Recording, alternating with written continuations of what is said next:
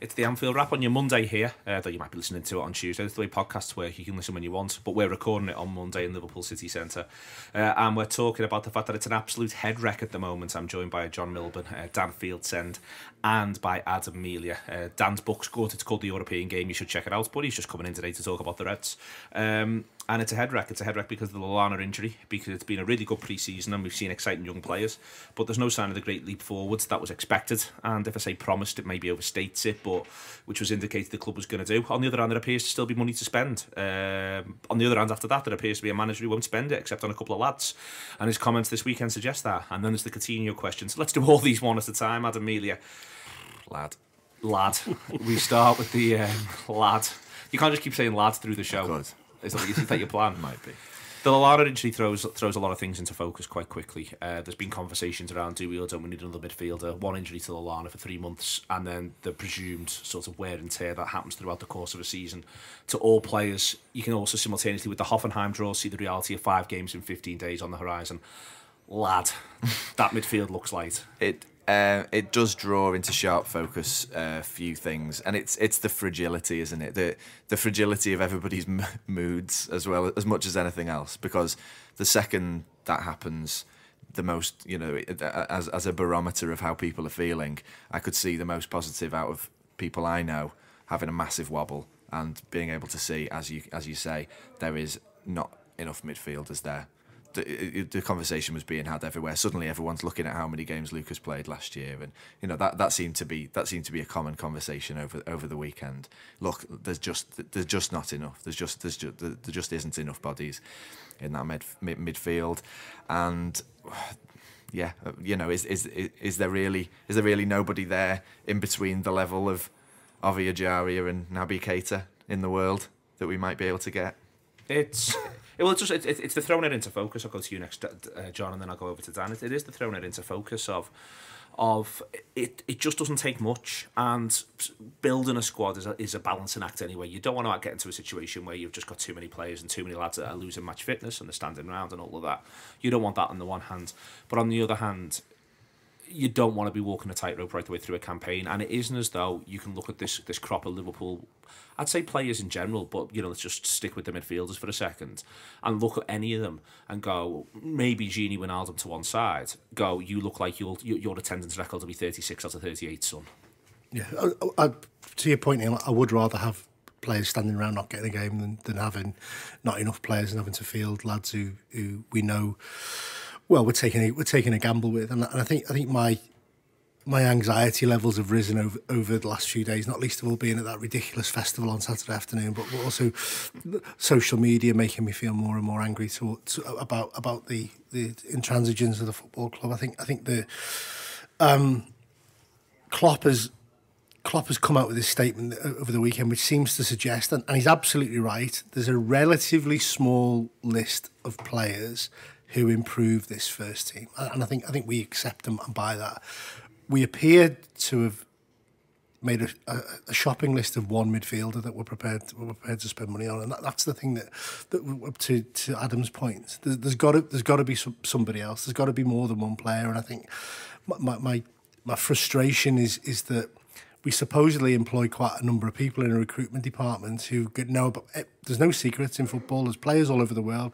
There's stats coming out of their ears. We've got this fabled spreadsheet or algorithm that helps us identify value and all those other things. And our manager, who knows infinitely more about football than any one of us, has decided he doesn't want to add to this squad. And that. Would you just a hypothetical, because you're a man of the world, Johnny? Would you be? Let's imagine for a second you work in that recruitment department.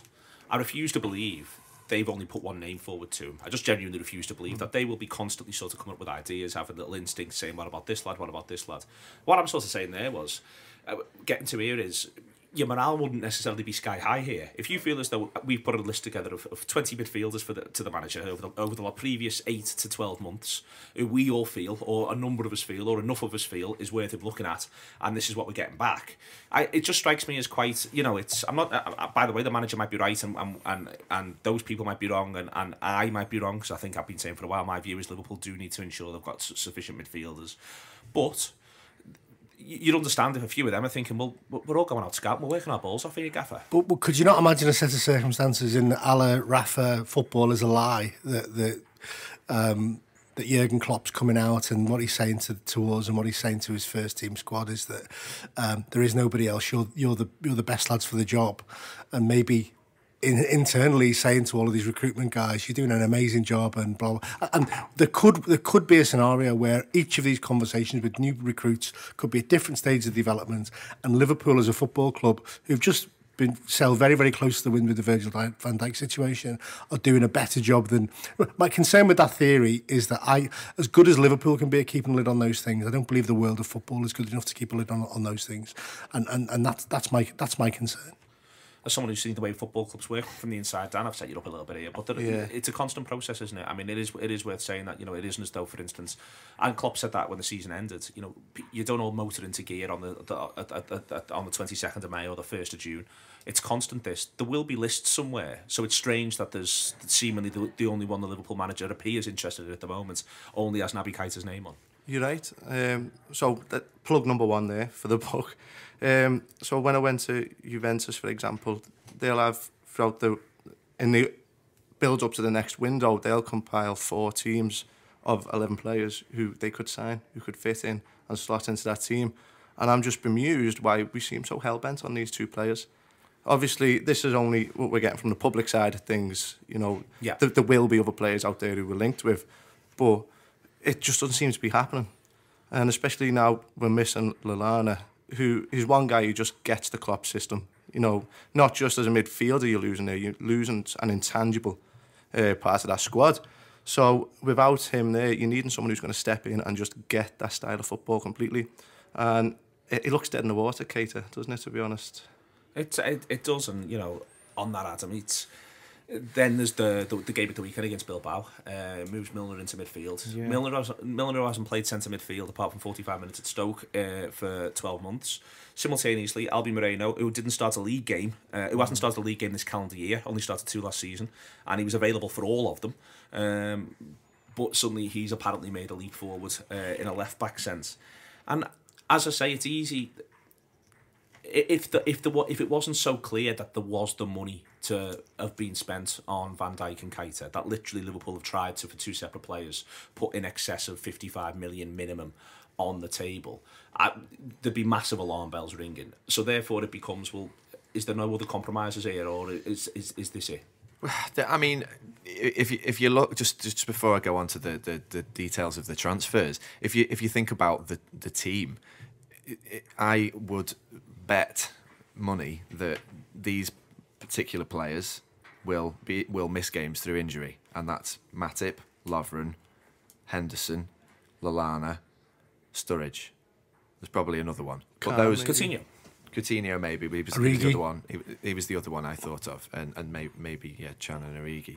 But that I think that would be a safe bet to say that those players will miss games through injury, partly because I make a bet they'll miss a month. Minimum. Yeah. I mean, and Lovren loves a cheeky 3-week layoff. Yeah, collectively. I mean, across the course of the season, they'll miss a minimum of a month of football. Yeah, well, basically, we've seen. What I'm saying is that's a predictable pattern that we've seen. Those players, some of them were actually injury-prone players, and that's kind of why we got them for a bargain fee, which is partly a problem I think of building a squad of bargains. Is you get things like possibly not as good attitude or possibly not as good fitness record, things like that. And so that, coupled with the fact that Ray the fitness egg might, on the sly, have a bit of a point, and Klopp's team trains the hardest, they press the hardest, they're going to get injuries, aren't they? It's not that dramatic to say. So therefore, we do need bodies, we do, and so that was just something I was thinking when Johnny and Dan were talking, just to sort of finish off that point around the Lallana injury. The thing about the bids is, and this is where, as I was saying to Dan before we came in, I kind of have to remember while we are flapping and my position, like everybody seems to be shifting, I have to kind of remember what my stances on things generally are, and like just write them down and just remind myself when I'm either buoyed by something or cast asunder by some other sort of disaster happening. So, I mean, my position is that I generally think that Klopp, you can trust his actions more than his words. like with a lot of football managers, like Johnny's saying, football is a lie, La Rafa line. And I think he generally does try to be honest, but I do think that sometimes, especially around transfers, he will say something and actually be doing another. Yeah. And so the actions around the transfers that the whole club have done have been interesting, and it was something that I brought up on a Gutter show, I think, is that when both Keita and Van Dijk seem to be going at the same time, I was thinking, this is interesting. They actually do seem to be doing both. Neither one or the other seems to be the priority. And I was thinking, that does seem like there's solid money there. It's actual actions. But then as it came to it, we didn't bid the asking price for Keita, and we haven't bid for Van Dijk yet, as far as I'm aware. We haven't actually put any money on the table. So that's me being, one of my positions is one of cynicism around the ownership, and generally not cynicism around Klopp, but thinking that the actions speak louder than his words. That's why I'm in a bit of a tailspin, just to sort of, as you can tell, I'm flapping. I'm talking about 10 different things now, haven't I? But that friendly against Athletic Bilbao, he did things that you just didn't think he was going to do. That I just didn't imagine Milner in midfield, and I didn't imagine in Moreno, the Moreno comeback. We're one step away from Sacco coming back, which is just the things that Klopp does. You can sort of put your. You can bank on him being predictable, I think, Klopp. He's quite a predictable manager. So suddenly for him to be doing unpredictable things and then saying things afterwards that go against all the other things that he's done does make you worry a bit. I think go back to you, Dan, I think that's what sort of, that to a certain extent is what's in my mind there as well, in that, it is a shift in behaviour and a shift in tone. Now, I think the football is a lie point is important. I think that, we see that things happen differently, and I think that we'll come on to discuss it, that you can put an argument together that we are, because I think we are, that's why you can put the argument together, we are stronger than last year. I don't sort of dispute that with the manager. The thing that I don't quite get is, I would have thought at football clubs people want to try to ensure that they can do the very, very best that they can across the course of an entire campaign, and yet with this scenario at the minute, wherever it ends up being, you just don't quite feel as though that's the case. Like there's a plan to do it a certain way, and that certain way will be achieved as part of the process, if you see what I mean. Like that bit of process is important in people's minds as outcome, and as we're getting closer and closer to the end of the window, it's throwing that into focus as well. Yeah, it's getting to panic stations now. So I was going on Wikipedia yesterday, and I was looking at the squads of the teams who are going to be around us, and Arsenal accounted, so say guys who could play maybe 5 Premier League games for each team, Arsenal had 31 players there. And I was going through Liverpool's, we had 24 who I felt like were really going to play. It's mad how few Chelsea have got. Yeah, Chelsea is weird. But Chelsea's less than us, I think. Yeah. And then you saw the two things, didn't you? The two team sheets, the Arsenal and the Chelsea one. Yeah. Well, Arsenal, Wenger's come out and said Arsenal need to sell, which is interesting. I might throw open Oxlade Chamberlain, that's a separate show, separate conversation. But Dan, no, it is a noticeable difference there of sort of lads you'd feel comfortable giving 5 to 10 Premier League games to before you get to, for instance, Woodburn. Yeah, and again, I don't like quoting Raymond the Egg as well, but for our style of football, like Adam touched upon, we should be the ones with 30 players maximum, because, like you say, the guys you mentioned will lose throughout the season. So yeah. You were right as well, what you were saying, Adam, I felt about that game against Athletic Bilbao, in the sense that I still don't really know who's going to start against Watford. With Milner being in midfield, but then we're having a new right-back. I think Milner might come back into left-back potentially, which makes me wonder, why is Moreno playing so often? And he's been good. He's been one of the guys we can count as a positive this pre-season, Moreno. Could be shot window. I still think it might be for Moreno. I think the same. I think if there was a genuine intention to play Milner central midfield, first league game of the season, I think we would have seen it more than just the final game of pre-season. Although in previous pre-seasons, almost the final game is the most instructive one. You tend to see a dress rehearsal for the first. And I find it odd to, if you're going to try that. That's definitely not. I don't. No, but I mean, it would be. I find it interesting that you're going to throw a wild card and you throw it in the final preparation that we've got for the league starting next week. I don't know if I'd even sell Moreno now. Just keep them all. We haven't got enough footy players. Yeah, you're right. Yeah. Well, that might be what he's thinking, Dan. He might be thinking that he doesn't want. He might genuinely look at it and thought, well, because he seemingly he's been quite clear since he's come in that he doesn't want us to all think that transfers the answer. He's been really vocal on that since minute one. He's also been very vocal about the fact that he's the person who's predominantly responsible for this, that he takes the full responsibility for transfers. He's really not shied away from that either from minute one. So he's been very articulate on the idea that he does his work on the training grounds, that he also quite clearly believes in his footballers. Yeah. So I do, I'm the Moreno shop window thing, I'm sceptical of is the wrong word, because I think it could well be possible, but there is every chance that he would rather look at the current situation, look at what is or isn't possible in the transfer market, and feel as though he'd just rather work with the lads he's got and find those solutions than actually go and find a solution from the transfer market, which I think is something that we still find difficult, especially when we do think that we've got at least, when I say a little bit, we've got a significant amount of money, not as much as, say, Barcelona, but burning a hole in our pocket. When he first came in and he said them comments about developing players and not wanting to buy them in, that was so refreshing to hear, and part of me, you think, yeah, you're absolutely bang on there, because you're looking at players like Joe Gomez, who you're wanting to feature. You're looking at the likes of Trent Alexander-Arnold as well. But then there's the injuries. You don't want to get to the circumstance whereby you're coming up to play Man United, say, and you're having to play both them players together in a back four. So then it starts to get a bit panicky then. And also, I think what you're touching upon there, what you said, Neil, was at the director of football role. Like, who's going to be accountable if this proves to be a hellish window where, worst comes to worst, we lose Coutinho and we don't sign the targets we have? Who then takes the flak for that? And none of us want it to be Klopp. I still think Klopp's been our best signing for 5 years. So, who is the guy? I think those the FSG out psychos will come out of the woodwork completely. Hello. How are you, Adam? Not all psychos. How are you, Adam? I'm all right.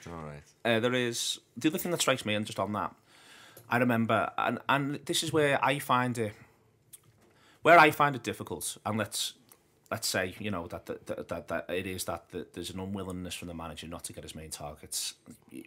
All the talk around doubters not believers, as Dan said there, I think that the manager's fantastic. I think that he got his 76 points last season. I think he could have got his 86. I think this season he could get his 86, even if we didn't do any more business, but everything just stopped as it is now. I think it's perfectly possible we could get 86 points. It's worth remembering Spurs had a nightmare transfer window themselves last summer, only really got Wanyama. The other two signings they went for, broadly speaking, failed. And you can say that, and you can say that you saw them kick on Johnny. So it's important to, and everything we're saying, to put this behind this. But what I don't get is, if you are Jurgen Klopp and you've had times last season in March and April, and you've turned around and you've looked at the bench to change it, and you had the options that he had at that time, one of the things that would really be in my mind is I just don't want to have to go through that again. I don't want to have to turn around, look at the bench and think I need to make a sub here, and then look and go, hang on, how do I do this? He's looking to make game-changing subs, and we're looking at predominantly teenagers on the bench, and I think that's unfair. It's unfair on those guys. Yeah, it's unfair on those teenagers. Yeah, and I think blood in those lads when you're a couple of goals ahead is great for their development. Bringing them on and saying, look, Ben, I know you're only 17, mate, and I know you've got A-level homework to do, but I'd really like you to turn this game around against Swansea, for example. It's not a fair thing to do. I think my reflection on last season, this time 12 months ago, I did a gutter show, and we talked about we were expressing our concern about the lack of ambition by the football club, and the other clubs were. United were going out and buying Pogba. Not that was necessarily the norm, but the ambition of our rivals appeared to be there for everyone to see, and we appeared to be. Well, the mantra that was coming out from more positive fans perhaps than myself was that Klopp doesn't want to sign boss players. He just wants to develop young kids, and Rob even took it to the extreme, saying, "Well, okay, we won't give you any money and see how you get on." And I think Klopp is a development coach. I think that's where he's most comfortable. But he's already demonstrated this season that he was prepared to. Well, he wanted to sign players for north of £50 million.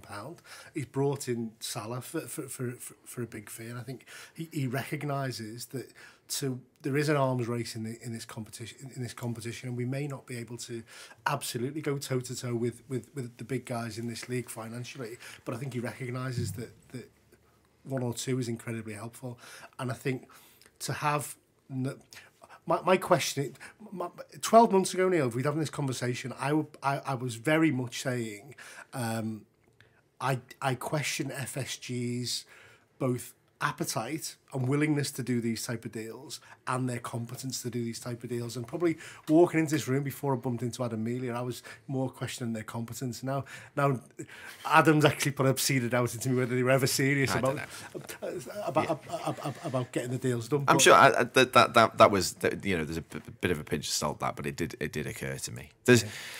It doesn't take much to push me over that. No, I know. Well, that's where we all are. It's fragile at the moment. Like I said, I mean, just to sort of throw that back in another way is that I'm looking at it at the minute, and I don't think Arsenal are necessarily going to finish the summer happy with the way in which their business work. Chelsea, when you saw the lightness of that Charity Shield squad, it was absolutely insane. It was really lighter than ours. It was really interesting listening to the Chelsea fan that you had on when you did the gutter show of the other teams. That was really, really revealing, I thought, in what she thought of their last 5 years of transfers. Yeah, Spurs. Yeah. I've literally done nothing. I spoke to a West Brom supporter before for our show, looking at other sides, the coach home, and just using West Brom. I know we're not in competition with West Brom, but he was like, "We need to buy 5 players here." Yeah. I'm going to speak to a Newcastle person who I think is going to say something very similar. We appear to have found ourselves in a really weird window, Adam, where it does look difficult for lots of people. But that doesn't excuse anything. We're here to talk about Liverpool. Yeah, I know, but we do find ourselves in these different situations every summer, don't we? And just to put it in context, before I tell you what my worry is, but put it in context is that this time last season, we were placated with the idea that we had enough to finish in the top 4, because Jurgen said we did. He was right. What we were told was that next season, next summer, this is it. This is war chest time, and it's been repeated through the entire year. We're at a key moment right now where that seems to have slipped. It seems to have failed and not be happening. And there's a lot of and so Jurgen's coming out and he's trying to possibly, trying to spin the bad news that's to come. Which could, as Dan hinted at, be very bad news, or it could just be quite bad news, or it could be all right news. But anyway, my worry is that the worm starts to turn. It's a key moment now because there's no honeymoon period, there's no bedding in period. It is, it's crunch time for things to start happening for this manager, and these things do go in cycles. And I think what we've started to see is the battle lines be drawn that will eventually become the things that Jurgen Klopp is criticised for, and this starts to happen a lot towards the end of next season, depending on what happens. And it is things about how he has made these decisions not to sign players, and I'm just sort of a note of caution around that, because what we're seeing is the same sorts of pattern of signings or not signings that we've seen throughout FSG's entire tenure. And I'm just saying, I don't want to fully lay it at Klopp's door. Gibbo made a brilliant point last week, and it absolutely resonated with me, this idea that our football memory is different from Klopp. We've been here before, and we've seen us. We know better than him.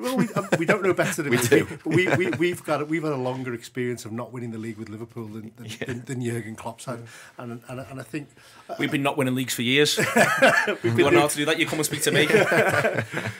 When you get the piss taken out of by Blackburn fans because they've won the league more recently, it's well, we know what March feels like when August feels like this, don't we? I suppose the other thing I would be concerned about. I genuinely don't think Coutinho is going to go this summer. I think it'd be absolutely. They're definitely trolling us if they're going to sell Coutinho this year. But I think bringing in the calibre of recruits that we need to bring in, I think is also important for those type of conversations. Because if you're Phil Coutinho, convincing him to stay, I don't think it's a particularly difficult job. If at the start of the summer you're saying, look mate, we're going to bring in a boss centre-half, you can continue to help fire us forward, and we'll have a much better defence next year, and we're really going to have a crack at it next season. And I think the inability to do those things feeds into your elite players' mindsets as well. The flip side of all this, Dan, is it's actually been a good pre-season. What you've seen on the pitch, Liverpool haven't lost a game. Not that matters massively, but you've seen in patches exactly how this side plans to attack. You've seen the lightning pace of Salah and Mane. Combine them into one Manchester City player at the drop of a hat. Salah and Mane. And again, even at the weekend against Bilbao, Solanke, Woodburn, Alexander-Arnold are all, I'd say, positives from what they're doing, especially when Liverpool have got the ball, especially when Liverpool are in possession. This is where there's this cognitive dissonance that sort of kicks in that, we go to Manchester City on the 9th of September, and I'm firstly looking forward to going, and secondly, I'm thoroughly expecting Liverpool to put a performance in, and I have every chance of getting a result. That there's no group, if we get through against Hoffenheim, which will be a tough game, but there's no group we could get where there'd be anywhere you go and think we can't compete there. That's the strangest part of all of this. That's why I'm sure that maybe, if the manager is listening to this podcast, and I'm absolutely certain he isn't, he'd probably be thinking, "Well, these lads are the worst lads I've ever heard talk in my life," because I'm looking at what we're doing on the training ground. Yeah, and this pre-season, especially if you look at it from an academy perspective, has been absolutely amazing. The lads who've come through Kent, I've been impressed with. Unbelievable. Yeah, Looks a real player, doesn't it really does. So at the academy, they're grade players. And the grading, if you're an A-grade player, you can go on to play for Liverpool for 10 years, possibly play for your country, go down a few grades, and you could be a guy who would probably sell for 2 or 3 million. You're looking at Kent as an A-grade player, Woodburn, all these guys coming through now are of that standard. So from the academy's point of view, this pre-season, to watch Trent Alexander-Arnold, this young lad from West Derby, show basically Frank Ribery how good he is, that one of the best wingers in the last 10, 15 years cannot get past him, was absolutely fantastic to watch. So while you summed it up, Neil, what you said, that we've not taken a great leap forward in terms of where we were last season, but we've definitely taken a step forward. And there's a lot of positive things you can take out of this pre-season. Salah as well, he looks to be a perfect fit.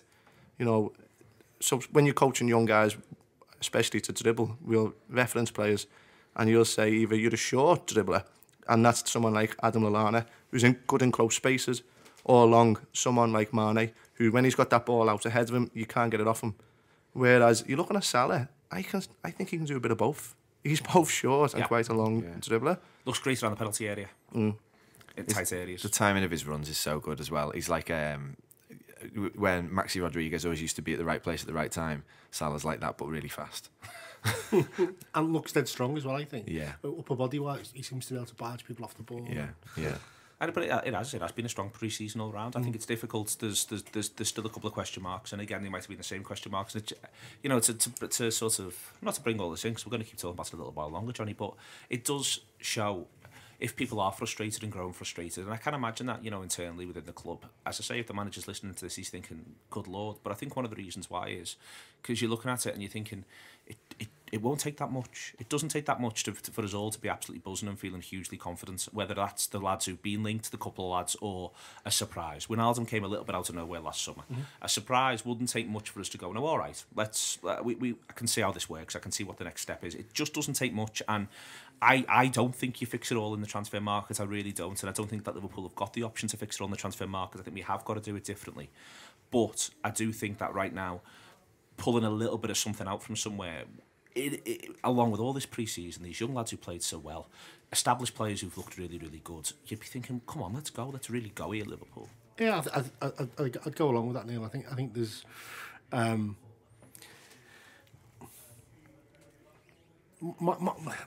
think you're right. From a football fan's perspective, we absolutely want to see the team get better year on year on year, and we actually had a very good team last year. And I think the gap between us being a good team and being a title-winning team last year was fitness and bodies. And so I don't want to say Virgil van Dijk could come in and break his leg in the first week, or Virgil van Dijk could come in and take 12 months to settle. Naby Keita's still a relatively young player. He's never played in the Premier League. There's loads of reasons why these signings may not be the thing that solves the problem. But I do think I'm going into a season 12 months on.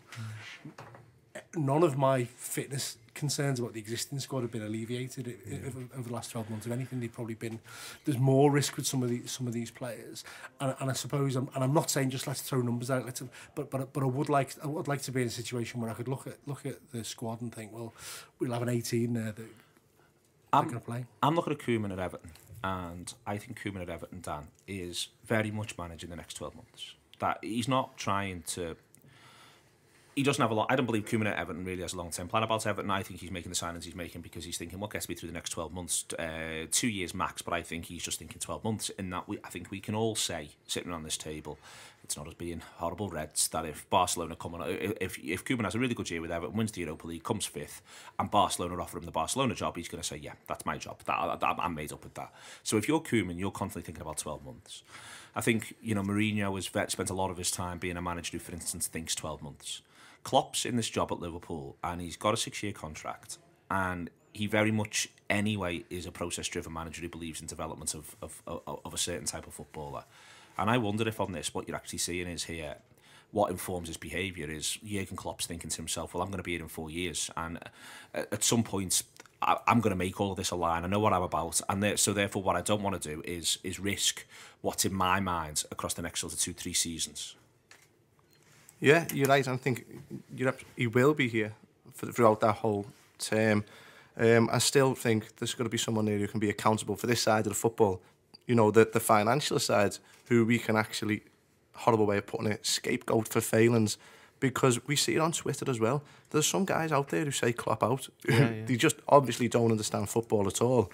But that pressure will grow. He's getting Wenger shouts, isn't he? He's getting a lot of Arsene Wenger, which is absolutely ridiculous. Yeah. So I don't know how... He worked with Michael Zorc at Dortmund. I don't know how he'd operate here with anyone like that. Johnny's point as well was absolutely spot on, where he said that, well, Klopp is used to not winning the league with Liverpool, not as long as we are. Sorry, mine's gone blank here. It's all right. Well, we carry those scars, but I think the point about Klopp being here long term, and I'm actually reminding myself of something I said when we were linked with Klopp. I actually said on a couple of forums, I said, I'm not sure Liverpool fans have got the patience for a Klopp project. And I include myself in that, because if you look at his record at Mainz and you look at his record at Dortmund, they were both third seasons was when his success started to come. And he got Mainz promoted in his third season. He won his first league with Dortmund in his third season. And I remember at the time saying, I don't think I can wait 3 seasons for this guy to come around. And in my head, I built myself up to it. This is his third season. This is when it all happens. And for him to be then suddenly going for these big players, like, yes, it's happening. It's happening. This is the one. And that's my frustration. I think that my own beliefs have collapsed inwards, and I've actually, the person I said couldn't cope is me. Which is, I've got me train of thought back there completely, which is, what do we want? Do we want this third, fourth, this long-term project with Klopp, or do we want, like Neil says, a Koeman who is just going to go in there for the short term, even Mourinho when he's at Man United, signings like Ibrahimovic and stuff, or are we happy to see the way Firmino's developed? He looks over pre-season to be another player again completely. Definitely, he's had a great pre-season. He's come on a lot. Yeah. And Emre Can, he divides fans, Can. But I think Emre Can, if you say to him, you take him to a training pitch, you say, put that ball 40 yards, he can do it. Tell him anything, tackle, slide, head, score an overhead kick from outside the box, he can do it. It's just that decision-making, when to do it consistently. And I think as he's getting older, he's one that is starting to develop as well. So do we want that Koeman kind of manager, or are we happy to stick with this project, which is starting to take fruition now? It's just, the thing is that we were, it seemed like everything has seemed like progress up to right now, and that's what I was saying to start with. I think is that we're having a wobble, a collective wobble, because everything that he has said has backed everything that he's done, and everything has been moving in the right direction. And as Johnny said, we were supposed to have this thing happening now, and it's not, and we are suddenly being told things by the manager which we're a bit like, hang on, that's not what you said, or that doesn't sound right. And I don't think we're being unreasonable as a fan base, to be honest. I think we're not we're not a mass. We're not homogenous. We're not homogenous. Yeah. So, but it's not so. We're not demanding. We're not demanding superstars in every department. It's just that at the moment we don't have centre mids coming through the academy, like So when Gerrard came through, Carragher came through, and Owen came through, you didn't need a centre half, a centre mid, and a centre forward. We didn't have any full-backs though, so we had to go and buy them. It's just that in different positions now.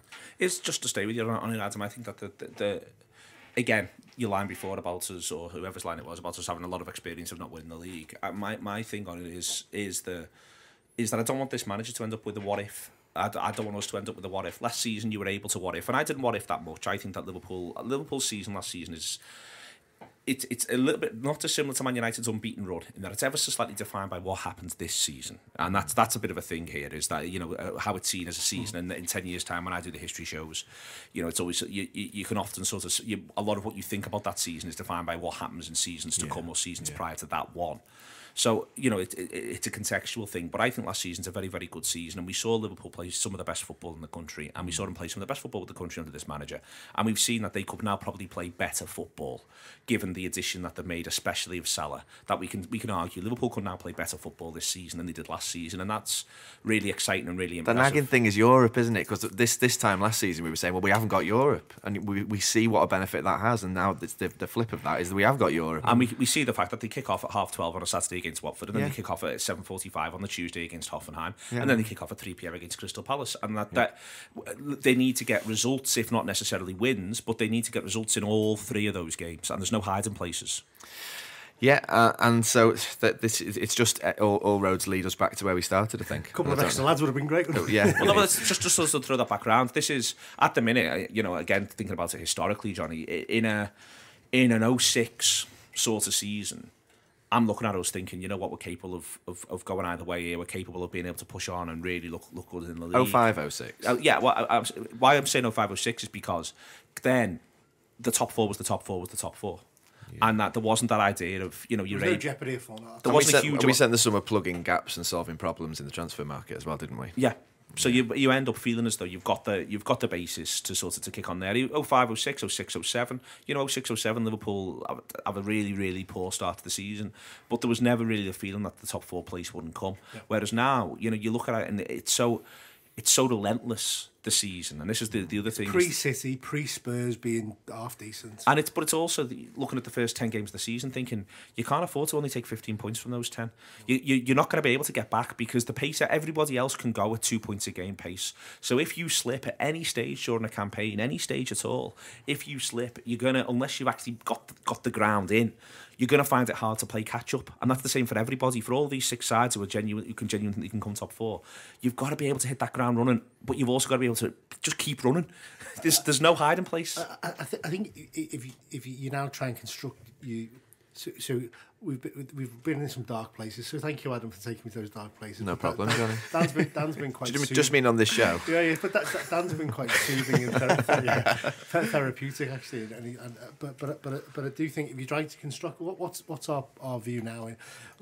If Jurgen Klopp's having the first team meeting this week with the team saying this is how we run the campaign, guys, this is how we're going to do it, it's got to be based on these young lads are much better than we thought, and we're going to make sure fitness is going to be absolutely tip top. And I think that there are 2 conditions now that those young lads are going to be able to be integrated into that first team and get regular games, and we're not going to be beset by the injury problems that we had next year. And I think that's got to be his line going into this week, and he might then be having a separate conversation with Michael Edwards and Gordon and saying, right, go and get me a Van Dijk light and get me a Keita light. But this week he's got to be saying to these lads, you can do this, because and the problem I've got with that is I'm struggling to suspend my disbelief about that being how we win the league.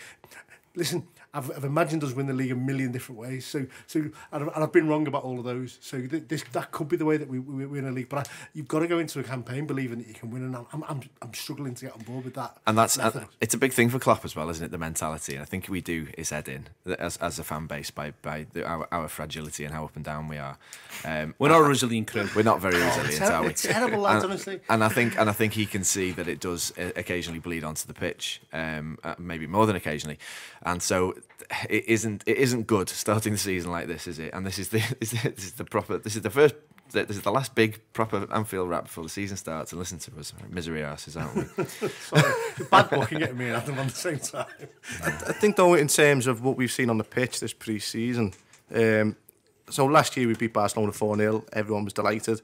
We've done that more consistently this pre-season. That wasn't just a one-off. That Bayern Munich fixture, we look like we can do that again. That type of performance. So if we they look further along and more set and argue that Barcelona side was. And it was also in their grounds. They did not want to lose that game. It's important to say that they were not happy with what was happening. It was the hit cup. It was their sponsors. So that was huge for us. And then also playing against Atletico Madrid, that, okay, we lost on penalties, but they're kind of the teams we're going to come up against this year. you know, they're the best in the world at putting everyone behind the ball and frustrating the life out of you. And we still went and got that draw, which is huge. So when we're going to the likes of West Brom, we can build on that. It's just like Johnny says, it's keeping that 22 group of players fit and ready. I'm going to come on to the fitness back with you in a second, Dan. I just want to give a little mention to a couple of things. The first thing is to an LFC Fun Day, which is taking place next week. It's at the Anfield Sport and Community Centre.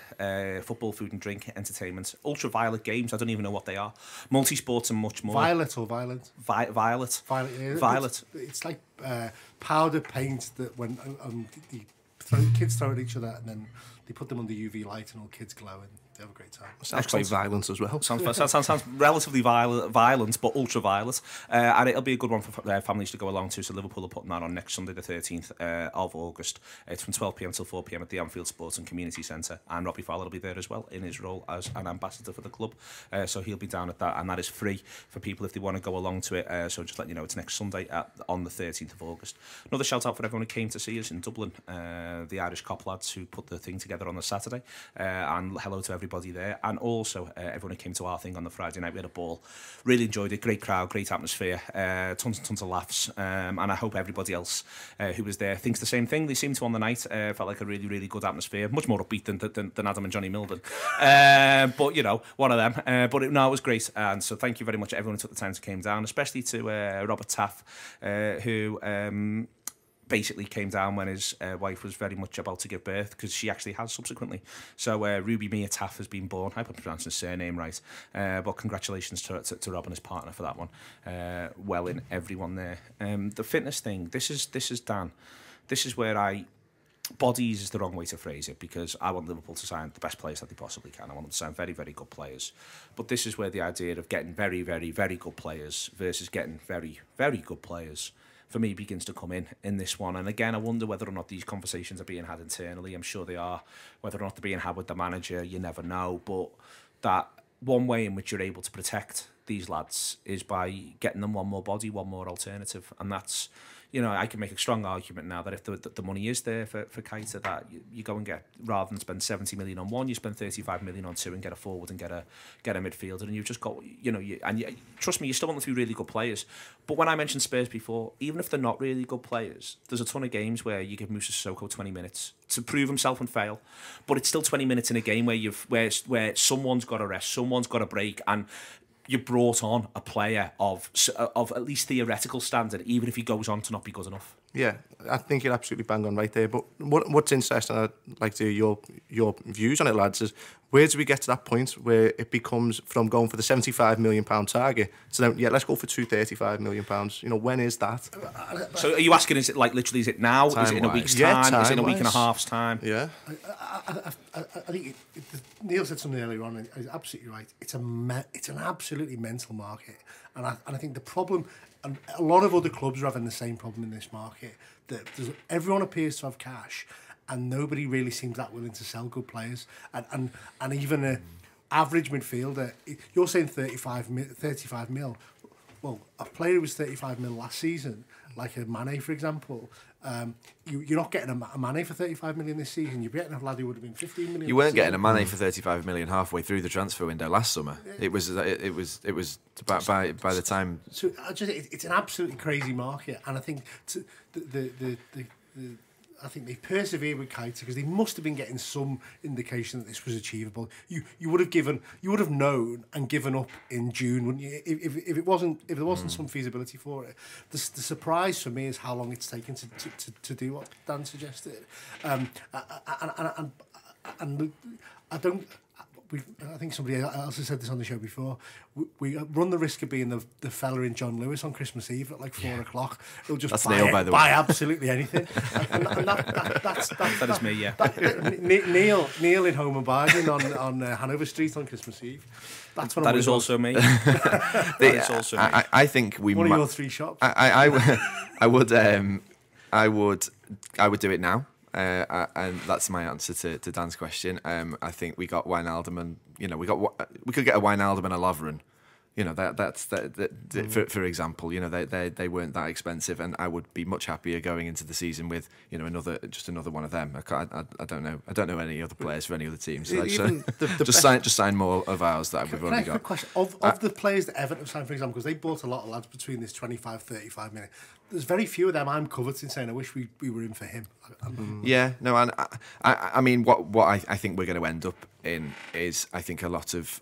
I'm concerned that we might have a busy transfer deadline day. I mean, not just we. I think it might be a busy transfer deadline day this time for all clubs. For all clubs, and that they make me panicky. But I suppose at least after it's all over. But it'll be content for Neil anyway. Yeah. Something to half day, to be honest with you, Johnny. I'm flying the next day. Go on. Yeah, so I think if you could, if it was now, then I would say, okay, we'll get as good a midfielder as Wijnaldum, as good a centre half as Lovren, and keep Coutinho, and then I'd feel if we just did that now, I'd feel much happier about the season. I'd quite like to get one pacey forward. If I'm not being honest with you, like one more lad who plays in wide areas. You always want one more of them, though. I know, and that's because that's what Alex Ferguson would do. Yeah, and he was good. I think Solanke's looked really good. I think he has, but I'm not putting him in wide areas. Okay. That's. If anything, and again, this is back to what you're doing with the young players, and I want to talk about the young players a little bit. Like, I think Woodburn's looked great. I think it's a lovely finish at the weekend. I think lovely through ball too for Sturridge's goal the other day. I think there's the intelligence on him, Dan, is just remarkable for a player of his age, and so. I want him to be getting 20 minutes here and there, but I want those 20 minutes to be in Liverpool sides that are 2-0 up, 3-1 up. 20 minutes of experienced Premier League football when the lads around you are pairing, not a half here or even 90 minutes there when there's, you know, the lads around you are all either getting beat by Swansea at home in January or something, or are all a bit second choice, or all a little bit, you know. I think the idea of I'm trying to think the perfect sub is Liverpool at home to Burnley on the 16th of September. They're 3-0 up. Mane and Salah have both netted, and you bring him on for Coutinho, who's playing behind those two, and Firmino, and he gets 20 minutes of that football and of experience in that, where Burnley won't stop working, won't stop trying to kick him off the park. But the lads around him are going, no, this is how we get you through. And that's what for all these young lads, that should be the introduction they get, not getting lashed in. We need to protect them. They don't want to be in a situation whereby we're 1-0 down, there's 10 to go, and the fans are getting on the back because maybe he's give the ball away. You know, that's what we need to avoid. To be honest, out of all of that group of players, you'd say, protect a lot of them. I don't think that Trent Alexander-Arnold needs protecting whatsoever. No, I'm playing him at Watford. There's a lot of people saying, they're a big side, you could throw Gomez in at right back and maybe play Trent at Hoffenheim. Yeah, maybe, but I just sort of think, and again, I hope to see this manager go, no, we're playing our football and this is the way we play our football. I think he looks great. Yeah, and I'm always the kind of guy who's trying to protect young players and go easy on them. But I look at him, I think he's ready. And especially when he gets into that final third. Sometimes I like Klein as well. He's a solid 7 out of 10 player most weeks. But he can get into that final third and then stop play and slow things down, and it's that, 2 or 3 seconds where they're getting back in. Where what we've seen from Trent is he's getting into that final third and the ball's still moving. He's doing things one touch. He's linking up with Salah. I think 100% he's ready. So while we're saying, we want to protect these young lads, I don't see an issue with him. The next thing on this, in amongst all these young lads, is the manager knows them, Johnny. And this is where, again, and why there's so much of this conversation's a head-wrecking conversation. You balance it either way. And I think I'm going to talk more about this on the Tuesday review, but, it's something that Sean Rodgers often cites is the Guardiola line, that there's things he hopes, there's things he thinks, and there's things he knows.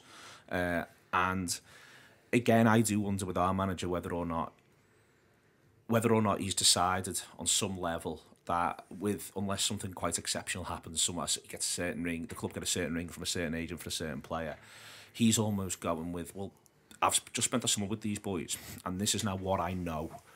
And I can plan around what I know, and I'm not that interested in planning around a ton of hypotheticals. And that's what I'm beginning to think we might be seeing here, a manager who knows these lads, and so therefore feels, I'm going to get this, and I'm going to get this, and I'm going to get this. That stuff's easy to think until it happens. And listen, there are no absolutes in football, are there? I think I heard you say that before, Neil, about none of these decisions are binary. It's not 100% one and naught for the other. There's 60-40, 65... crap at maths. 35, Johnny. 65-35. I'll do all the heavy lifting on the numbers. Thank you.